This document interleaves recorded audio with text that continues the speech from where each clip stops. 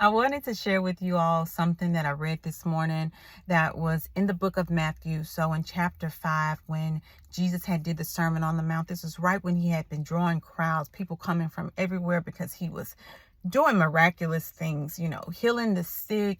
He was delivering demon-possessed people, just doing great things. And so he ended up going up to this mountainside with his disciples, and he sat and he began teaching. And he taught really great lessons. But something that piqued my interest were in some of the passages he would say, truly I tell you, for they have received their reward in full. And I kept saying, like, okay, why does Jesus keep saying this? Because it would be like, he would say it like, don't do this. And then he would say, truly I tell you, they have received their reward in full. And then he will give like the instructions, the guidance of what should be done. And then I had to recognize the context in which he was speaking. So he said this in like the passage about giving to the needy and fasting. And I recognized that he was basically saying that, we're not expected to, when we give to the needy, we aren't to be self-righteous. We are not to seek the attention of men, the applause, the worldly recognition, because when we seek those things, that is our reward. Or if that is your intention, that is your reward.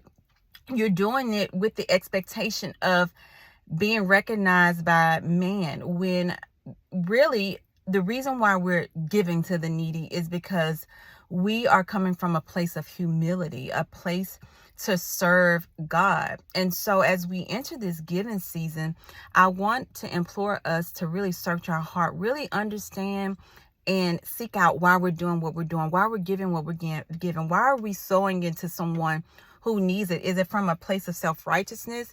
Are we seeking the attention of someone? Are we trying to one-up someone?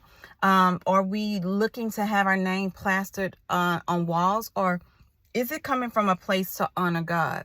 Because Jesus also said, do not let your left hand know what your right hand is doing. Because God expects us to do these things in secrecy.